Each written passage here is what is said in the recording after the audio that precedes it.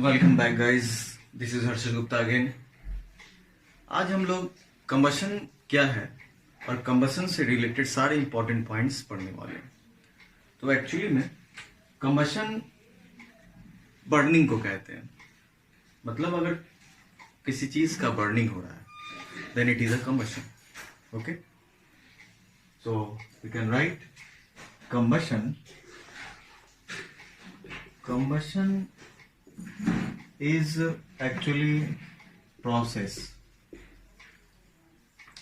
एक ऐसा प्रोसेस है जिसमें क्या हो रहा है, heat energy and light energy, ये दोनों चीज का प्रोडक्शन होना, प्रोड्यूस होना इस प्रोसेस के थ्रू जरूरी। इट मीन्स इसे हम एक केमिकल प्रोसेस भी कहते हैं। अब बात यह आता है कि कंबशन जब किसी चीज का हो रहा है, if combustion of any substance is taking place, then what are the necessary conditions? We will discuss these topics later on.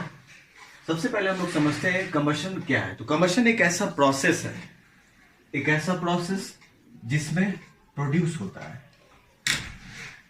Produce क्या क्या प्रोड्यूस होता है? तो heat and light, heat and light. Okay, इस कंबशन को हम लोग एक प्रोसेस, एक केमिकल प्रोसेस भी कह रहे हैं। हम लोगों ने पिछले वीडियोस में केमिकल रिएक्शंस, केमिकल इक्वेशंस जब हम लोगों ने पढ़ा था तो वहां पे भी हम लोगों ने देखा था एक कंबशन एक्चुअली में एक केमिकल चेंज भी था। तो इसे आप नॉर्मली सिंपली बर्निंग भी कहते हैं। बर्निंग मतलब बर्निंग ऑफ एनी सब्सटेंस। तो ये प्रोसेस किसके प्रेजेंस में ऑकर करता है? प्रेजेंस किसका होना बहुत जरूरी है, तो वो है ऑक्सीजन। ऑक्सीजन के प्रेजेंस में ही किसी भी सब्सटेंस का burning, it means combustion possible है। Otherwise combustion of any substance is not possible. Okay, you can see the board. Combustion एक ऐसा प्रोसेस जिसमें heat and light energy, these are actually the energies, heat and light energy produces. It can be also said as a burning process. अगर कोई चीज जल रहा है then it is a combustion. तो प्रोसेस ये किसके प्रेजेंस में होता है? ऑक्सीजन के प्रेजेंस में। अगर ऑक्सीजन नहीं then combustion is not possible. It means कि ऑक्सीजन ही सबसे मोस्ट इंपॉर्टेंट फैक्टर है। एक छोटा सा एग्जांपल लेके हम लोग समझते हैं कि अगर मैग्नीशियम का कंबशन हो तो then what will happen. Will see the example. Magnesium, Mg for magnesium.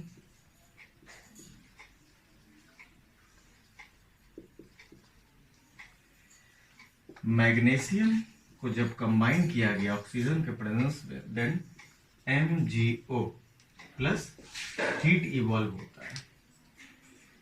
अब बैलेंस कर लेते हैं। हम लोगों ने पिछले अर्लियर वीडियोस में इक्वेशन, केमिकल इक्वेशंस को बैलेंस करना सीखा है कि केमिकल इक्वेशन को बैलेंस कैसे किया जाए। तो हम देख सकते हैं LHS में मैग्नीशियम Mg2 है, सॉरी 1 है, और HS में भी 1 है। मैग्नीशियम बैलेंस है, बट ऑक्सीजन के केस में ऑक्सीजन 2 है, but here it is 1। So we can write 2 here. 2 लिखने से मैग्नीशियम तो बैलेंस, ऑक्सीजन तो बैलेंस हो गया, बट मैग्नीशियम बैलेंस नहीं है। तो हमें यहां पे भी 2 लगाना पड़ेगा, जब जाके मैग्नीशियम भी बैलेंस होगा। Now we can see here in LHS 2 magnesium and RHS 2 magnesium. In LHS 2 oxygen 2 oxygen. So we can say कि अगर मैग्नीशियम का कंबशन हो देन क्या बना? Magnesium oxide. This is magnesium, this is oxygen gas present in the atmosphere and this is the magnesium oxide. ये क्या है? Magnesium. 2 लिखने से मैग्नीशियम तो बैलेंस, ऑक्सीजन तो बैलेंस हो गया, बट मैग्नीशियम बैलेंस नहीं है। तो हमें यहां पे भी 2 लगाना पड़ेगा, जब जाके मैग्नीशियम भी बैलेंस होगा। Now we can see here in LHS 2 magnesium and RHS 2 magnesium. In LHS 2 oxygen 2 oxygen. So we can say कि अगर मैग्नीशियम का कंबशन हो देन क्या बना? Magnesium oxide. This is magnesium, this is oxygen gas present in the atmosphere and this is the magnesium oxide. ये क्या है? Magnesium oxide. और इस मैग्नीशियम ऑक्साइड को हम लोग देखते हैं, जब रिएक्शन होता है तो हम लोगों ने ऑब्जर्व किया था कि ये एक्चुअली में जब कभी इसे जलाया जाएगा, इसे बर्न किया जाएगा, इस मैग्नीशियम का कम्बशन होगा, then it is actually the white powder form after combustion, and when this reaction takes place, then dazzling white like flame is produced. It means a brilliant whiteness is appeared during this reaction. This magnesium is actually the white powder. Okay, ये white powder you can write. Okay, तो हम लोगों ने समझा, we can repeat कि combustion एक ऐसा process है जिसमें heat energy and light energy produce होता है। ये प्रोडक्शन जब कभी होगा, ये हमेशा ऑक्सीजन के प्रेजेंस में होगा, अदरवाइज नहीं होगा। इसे नॉर्मली हम बर्निंग भी कहते हैं। मैग्नीशियम का हम लोगों ने एग्जांपल लिया। मैग्नीशियम का जब कम्बशन हुआ तो मैग्नीशियम के कम्बशन में हमने देखा कि ऑक्सीजन कंबाइन करके magnesium oxide, it is a white powder produced and heat is also released. It means it is a combination reaction. Okay, have a look on the board. Welcome back guys, this is Harshit Gupta again. हम लोगों ने last class में combustion क्या होता है, फिर हम लोगों ने एक एग्जांपल लिया, उसको डिस्कस किया। अब हम लोग समझेंगे कि कम्बशन होने के लिए what are the necessary conditions, कि कम्बशन करने के लिए क्या क्या जरूरी है, जिनके बिना कम्बशन पॉसिबल नहीं है। तो we can write a necessary conditions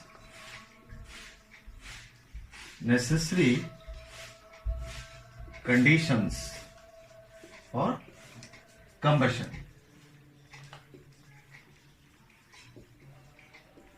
क्या क्या है इसमें? मोस्ट इंपॉर्टेंट टर्म जो कि हमने कम्बशन के डेफिनेशन में भी समझा था, oxygen. It means supporter. Oxygen क्या एक्चुअली में? सपोर्टर, यानी सपोर्टर ऑफ कम्बशन का होना सबसे ज्यादा जरूरी है। तो हम लोग यहाँ पे 3 फैक्टर है एक्चुअली में, जिसे हम लोग समझेंगे। सबसे पहला है सपोर्टर। इस सपोर्टर का होना बहुत जरूरी है, सपोर्टर ऑफ कम्बशन। इसके बाद सेकेंड इंपॉर्टेंट टर्म क्या है कि जिस चीज को हम बर्न कर रहे हैं, जिस चीज का कम्बशन होना है, उसका भी तो प्रेजेंस जरूरी है। अगर वो ना हो तो देन कम्बशन किसका होगा? तो कम्बशन करने के लिए जिस तरह हमें ऑक्सीजन का यानी सपोर्टर का जरूरत है, बहुत इंपॉर्टेंट है, उसी तरीके हमें सबसे ज्यादा इंपॉर्टेंट क्या है कि जिस सब्सटेंस का कम्बशन होना है उसका प्रेजेंस भी जरूरी है। तो उस सब्सटेंस का होना बहुत जरूरी है। इस सब्सटेंस का जिसका कम्बशन होना है, इसे हम क्या कहते हैं? कम्बशन हो रहा है, इसीलिए हम इसे नॉर्मली कंबस्टाइल सब्सटेंस कह सकते हैं। Combustible substance and supporter of oxygen is combustion is oxygen. Okay, it means सबसे ज्यादा जरूरी क्या है कि सब्सटेंस यानी कंबस्टाइल सब्सटेंस जिसका कम्बशन होना है, उसके बिना कम्बशन पॉसिबल नहीं है। कम्बशन किसका होगा फिर अगर सब्सटेंस ही ना रहे? और अगर सब्सटेंस है तो उसे जलने के लिए, बर्न करने के लिए जो सपोर्ट करेगा, उस जितना जरूरी ये है उतना ही जरूरी ये भी है। अब बात ये आता है कि क्या अगर ये दोनों चीज प्रेजेंट है तो कम्बशन होगा क्या? के लिए बर्न करने के लिए जो सपोर्ट करेगा, उस जितना जरूरी ये है उतना ही जरूरी ये भी है। अब बात ये आता है कि क्या अगर ये दोनों चीज प्रेजेंट है तो कम्बशन होगा क्या? एक और इंपॉर्टेंट फैक्टर है, इन दोनों के रहते हुए कम्बशन पॉसिबल नहीं है। अगर हम इसे हीट ही प्रोवाइड ना करें तो, टेम्परेचर ही प्रोवाइड ना करें तो what will happen? No combustion will take place. It means जितना जरूरी ये दोनों फैक्टर है उतना ही जरूरी हीट का होना। Heat we can say, or temperature we can write. Temperature मतलब ये तीनों फैक्टर एक दूसरे से इंटर रिलेटेड है। इसमें कोई भी ऐसा टर्म नहीं है जो कम इंपॉर्टेंट है। तीनों टर्म का होना बहुत जरूरी है, तीनों फैक्टर्स का होना, तीनों कंडीशंस का कहिए होना बहुत जरूरी है। अब बात ये आता है कि ये जो टेम्परेचर है, ये हीट है। अलग अलग सब्सटेंस का अलग अलग टेम्परेचर होता है, मतलब जिस टेम्परेचर पे वो बर्न करे, substance to substance its temperature, burning, combustion वो चेंज करता रहता है। तो सबसे मिनिमम टेम्परेचर जो होगा, यानी the minimum temperature at which any substance starts burning is actually एक टर्म उसे दिया गया जिसे हम इग्निशन टेम्परेचर कहते हैं। तो ये टेम्परेचर क्या है, इसे हम एक स्पेशल नाम दिया हम लोगों ने, इग्निशन टेम्परेचर। इग्निशन टेम्परेचर यानी जो हम लोग हीट प्रोवाइड कर रहे हैं, उस हीट को, उस टेम्परेचर को एक स्पेशल नाम दिया गया, ignition temperature. Will discuss about this later on. हम लोगों ने देखा कंबस्टाइल सब्सटेंस। तो कंबस्टाइल सब्सटेंस क्या है? The substance which is to be burn, जिसका कंबशन होना है, ओके, और ऑक्सीजन का प्रेजेंस होना बहुत जरूरी है, ओके। एक्चुअली में इस सब्सटेंस को आप नॉर्मली फ्यूल के नाम से भी जानते हैं। फ्यूल एक नया टर्म आ गया। फ्यूल क्या है, इग्निशन टेम्परेचर क्या है, हम लोग इन सब को समझेंगे in the next video, okay. If you have any type of doubt, any type, condition समझने, then you can consult Harshit Gupta, okay. Please have a look. 3 conditions बहुत ज्यादा इंपॉर्टेंट है। सपोर्टर का होना, सब्सटेंस का होना, एक्चुअली में कंबस्टाइल सब्सटेंस कहिए, हीट का होना या टेम्परेचर कहिए, okay. Thank you. Thank you for watching my videos. हम लोगों ने लास्ट क्लासेस में पढ़ा बहुत सारी चीजें कंबशन से रिलेटेड। उसमें एक टर्म आया था फ्यूल, इग्निशन टेम्परेचर। अभी फ्यूल को समझने से पहले हमें एक बहुत ही इंपॉर्टेंट टॉपिक है जिसे हम कैलोरीफिक वैल्यू कहते हैं।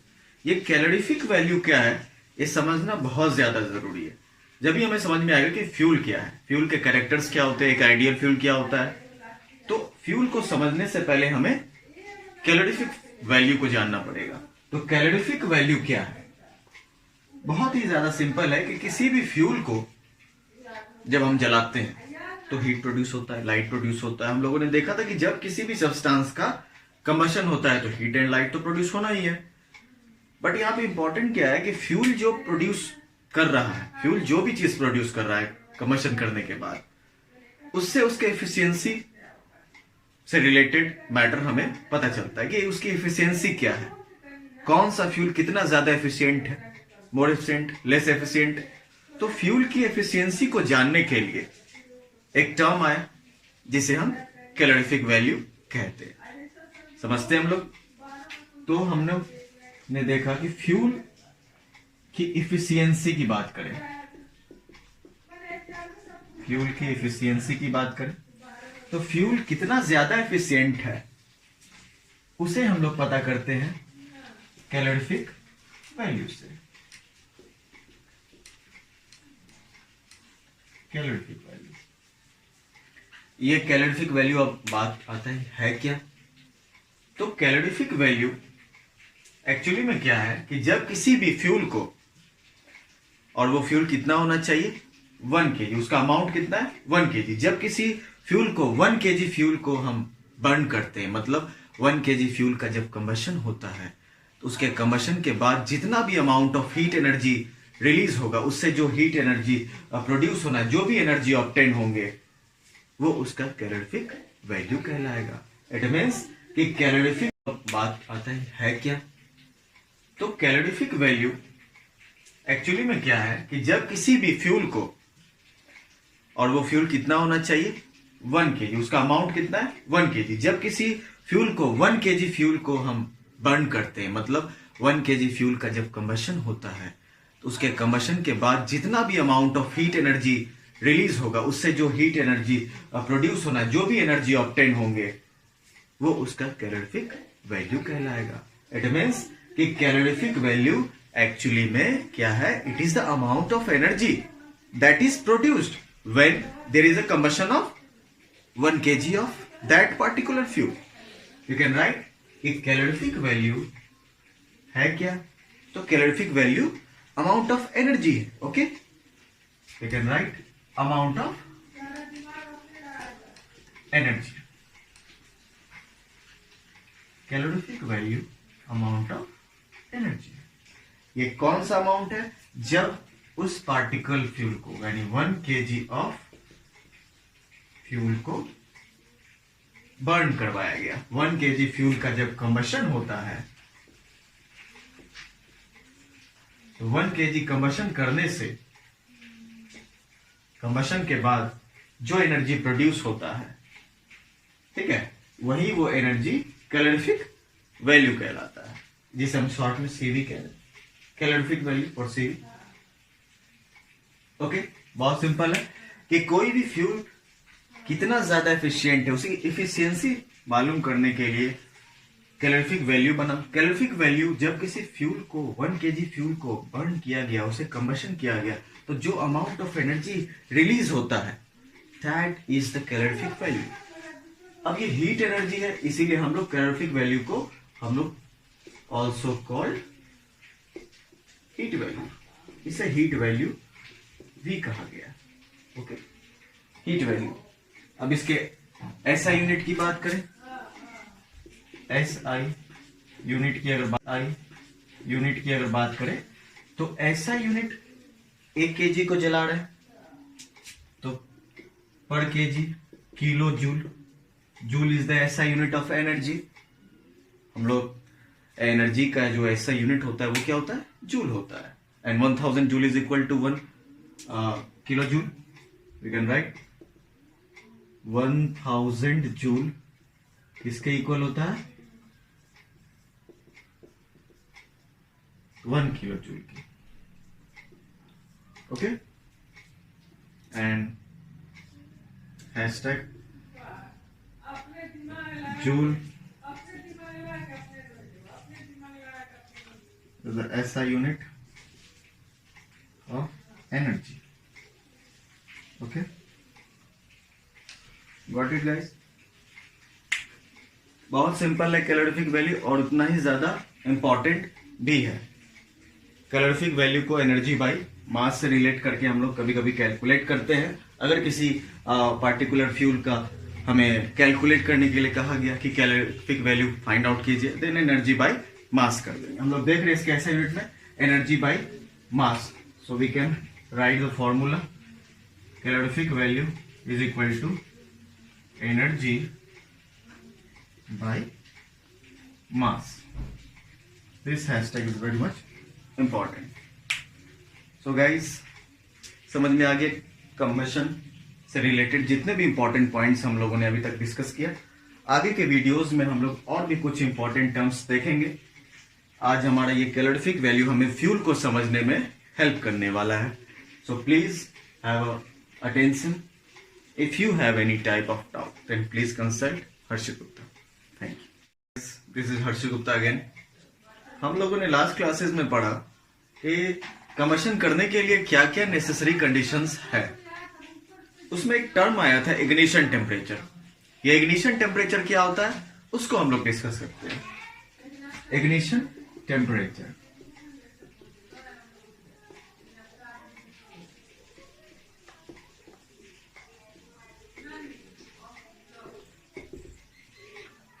इग्निशन टेम्परेचर एक्चुअली में इट इज द टेम्परेचर. हम लोगों ने डिस्कस किया था लास्ट क्लास में कि एक ऐसा टेम्परेचर है, एक्चुअली में कहिए मिनिमम टेम्परेचर, जिस टेम्परेचर पे कोई भी सब्सटेंस कंबशन करना शुरू करता है. It means it is the minimum temperature at which any substance starts burning. We can write it is the minimum temperature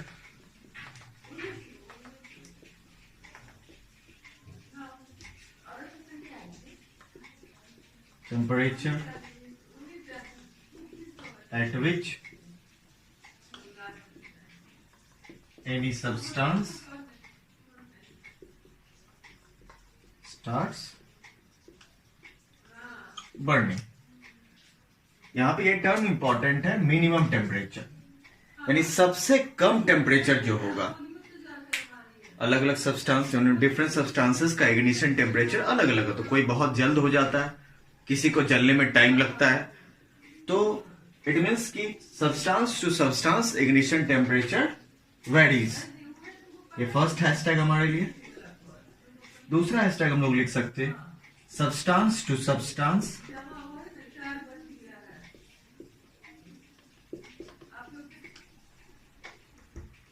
IT we can write short में IT for this ignition temperature। substance to substance ignition temperature लिख सकते हैं substance to substance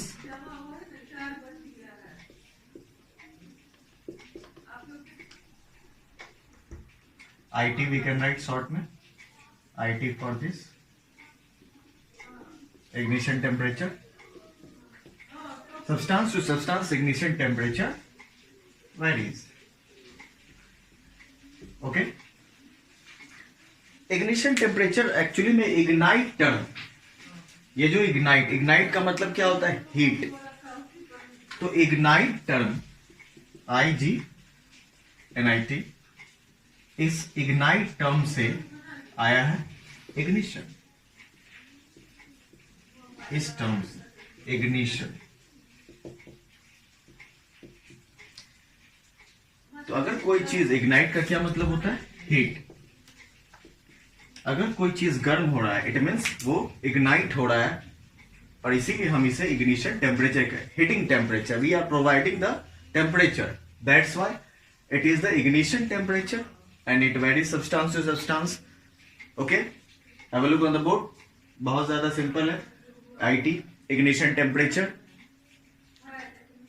बहुत कम एक white phosphorus element है, हम लोगों ने देखा था, रिएक्शन भी किया था पिछले क्लासेस में, वीडियोस आप देखे होंगे। तो फास्फोरस का एक्चुअली में जो इग्निशन टेम्परेचर होता है वो बहुत कम होता है, नियर 35 डिग्री सेल्सियस के अप्रॉक्स में। ओके, इस तरह से आप देख सकते हैं। Have a look on the board. अगर इग्निशन टेम्परेचर में कोई भी डाउट है then you can consult Harshit Gupta. Thank you.